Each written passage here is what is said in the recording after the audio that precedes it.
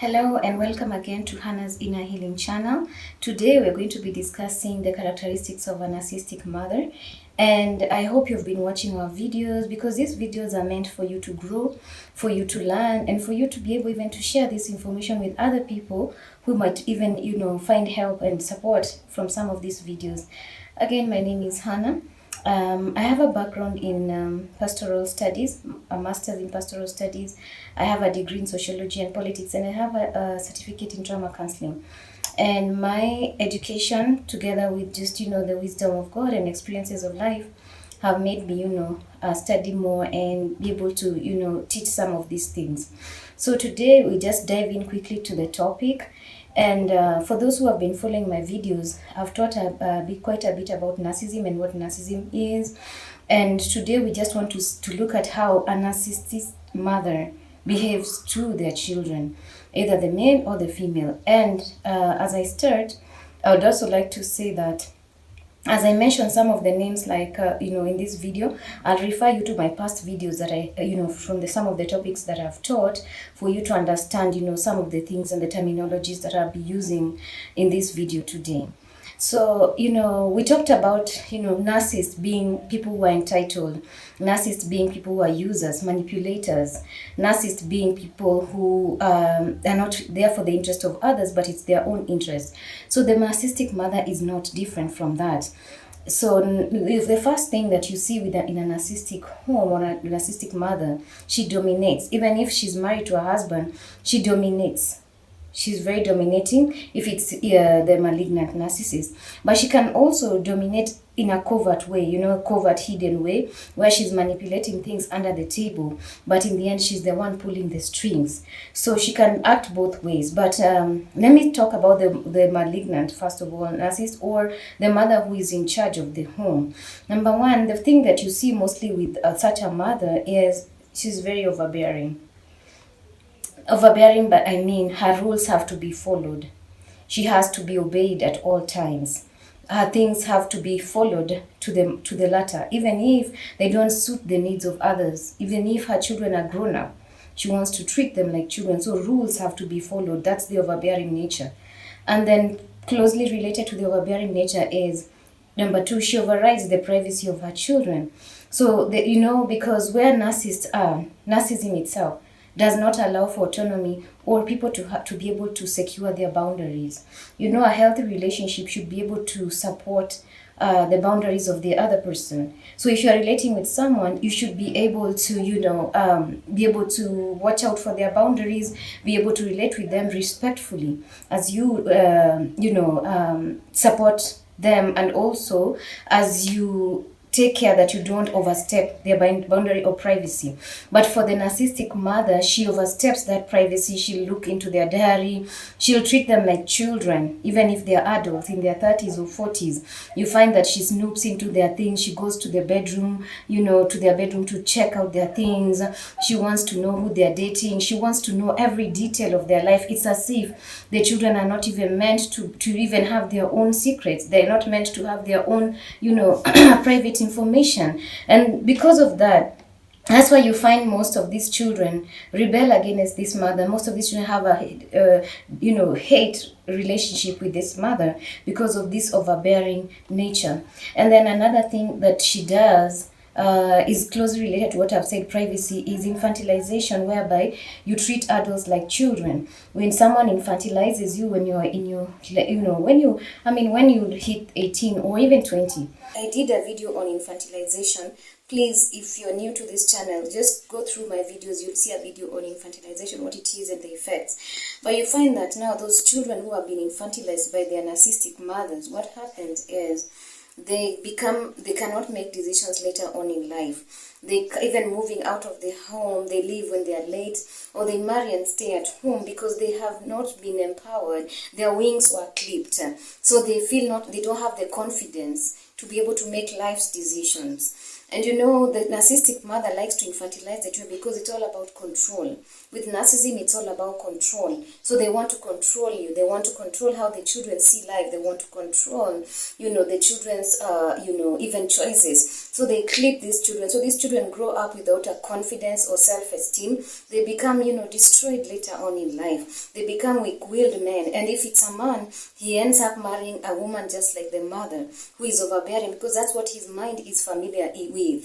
The man marries a woman who is overbearing, the woman who is is like his mother, who will be controlling him and telling him what to do. So that's a part of the infantilization process. If it's a girl, you find that she just, rebels against the mom. And then you see the controlling and manipulative nature, because the mother is so manipulative. And another thing, if the mother is relating with her child, a girl child, because the Jezebel spirit is very competitive and manipulative, you'll find that she will be manipulating her child and be jealous of the girl, so that if she didn't accomplish anything in life, she'll project that to the girl. She will want to feel like the girl is competition. She'll feel jealous if the girl gets more attention than her, because narcissism is all about attention, feeding, supply, people to praise you. So if the people say, oh, the girl is beautiful, and maybe the mom feels threatened, she sees this as a direct threat from her own daughter. And then you find, like, if there's a boy, that girl has a sibling who is a boy, what will happen is the mom will pitch the children against each other. The mom will pitch the children, like, to start conflicts between them. She will side with her son to start, coming against or ganging against the girl. And the boy maybe does not know, because he's been manipulated, that the mother is using him to, to fight the sister because of her own insecurities. That's how it's twisted living with a narcissistic mother is. So the girl is made to feel ashamed. The girl is made to feel bad all her life because of, the jealousy nature that the mom has. And also, when the lady marries or comes to marriage, the mother will never support that man. She will treat the man badly. She will mistreat the man, or she would even be desiring her daughter's lover secretly. And that's why you see some mothers even dating their daughter's lover, because he's jealous of the daughter, so she's trying to take everything that belongs to the daughter. And if the lady succeeds in life, the mother will always try to find ways to put her down instead of growing her. So that's how the dynamics are, living with a narcissistic mother. You see, for the boy child, you find, because now the mother has enmeshed herself to him in an unhealthy way, unhealthy ties, so the unhealthy soul ties. So what happens to the boy is that when even he's married, he'll be listening more to the mother than the wife. And then the mother will always be wanting to control his home. The mother will be jealous of his wife. The mother will mistreat the boy's wife, and even if they are covert narcissists, they might not come out straight to mistreat them. They'll be making subtle remarks about this girl to the boy, so that now the boy will always have conflicts with the wife because of the mother. So he becomes like a mother's boy. Every time the mother wants to talk to the boy in an unhealthy way. And God forbid, if they are living in the same house, the boy takes up the role of the father, whereby even, emotional intimacy with the mom, where the mom is always telling the boy, relating with the boy as if this is the husband, relating with the boy, telling the boy everything that she will be telling her lover or the husband. So the boy, that's unhealthy, tie that they have with the mother. And every time the boy will be made to feel he has to be loyal to his mother, he has to be loyal and side with her, and that's the way that he will show love to the boy. Another thing is gossips and slander. The narcissistic mother, in her own family, she pitches children against each other. In every narcissistic family, there's the golden child and there's the scapegoated child. So there's always those dynamics of one favored against the other.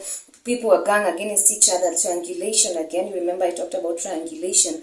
The same household, people of the same household gather against each other, so that now there's triangulation, this party against this one, all those factions within the family. So she will be fighting, making children fight against each other, and then pampering the golden child. So the golden child, in the other hand, will be the one who will be like, now, the flying monkey to the mom, getting information from the other kids to come and feed the mom. So that's how toxic and insane this is. And even when they grow all up, these children, there'll always be that, discord between siblings, because it was planted at a very early age.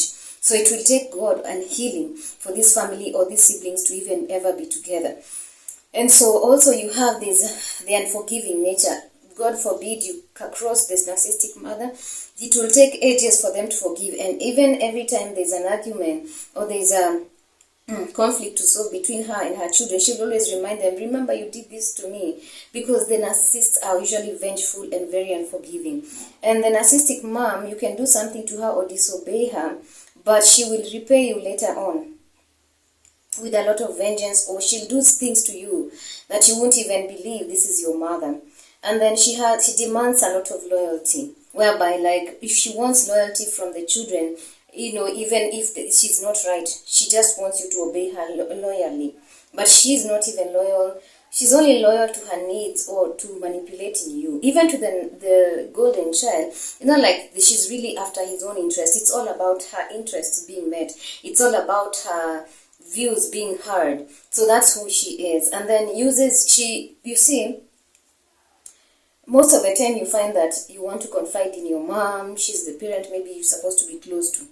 So what happens with the narcissistic mom, when you confide in her, she'll use that private information against you later on. For example, let's say you're a lady, you confide with her and tell her, I'm having problems with my husband. So in an argument later on, she will say, no wonder your husband doesn't even like you. And this happens with a lot of narcissists. You confide in them, then later on they use that private information against you. They use that private information to demean you, because it's all about making you feel lesser. So you might be having an argument on a very different topic with this mom. Then she will bring in something from the past and to demean you, to make you feel less, so that now she can remain on top. You see how sick and twisted this is? And then also they feel entitled to the children. They feel like the child is part, like the way you can feel your hands are part of your body. It's just an extension of them. They don't see them as a private a private entity or an individual with their own mind, with their own soul. They see them as part of them, an extension of her. So that's why she'll never even respect them or treat them with dignity. She will want to be overriding with them. You see, growing up in a narcissistic home, an overbearing mother, it causes you not even to be able to set your boundaries, because in the first place you didn't know what boundaries were. And then so you don't know yourself. There's no self-discovery. There's no self-love. Because when you grow up with a narcissistic parent, they can never teach you love, because they don't know what love is. So there's no self-love. So you grew up with low self-esteem, self-loathing. And that's why I advise every of my, the people I counsel, that anytime you're coming out from a narcissistic or abusive home, the first thing you need to do is go through self-discovery. Discover who you are. And then reparent yourself. There's a video I've done about reparenting yourself. Please check it out if you're watching this video. Some of the videos I've done, reparenting, how to reparent yourself as an adult. You can reparent yourself, give back yourself everything that your parents never gave you. So the narcissistic mom, that's the dynamics that you deal with a lot. So, and then now, because you see what I advise even to these children is, if the relationship is so toxic and you're not able to relate with your mom, as much as the Bible says honor your parents, relate with them from afar. Or cut off first so that you heal. Cut off first so that you heal. So that now when you're coming into this dynamic, let's say there's a phone call that has come in from the narcissistic mom, and it's a toxic one. You can just say, Mom, I'm not getting into this conversation, and you hang up. You really don't need to get on with their dynamics of quarrels and slander. And if you know they have invited you for anything like Thanksgiving, they have invited you for Christmas, they have invited you for any, event, public holidays, if you know there's going to be drama, you can just, attend quickly and leave, or you can just, not attend, because there's no use to go to an environment where it will just bring back a lot of pain to your life. So if that's the kind of mom or that's the kind of mother-in-law that you've experienced all these signs with them, you're dealing with a narcissistic mother. It's not easy to deal with a narcissistic mother or woman, but you need the grace of God. So I pray that this video helps you and you can research more on how to deal with a narcissistic mother. Then our next video, we are going to be dealing with characteristic of a narcissistic father. Thank you for watching.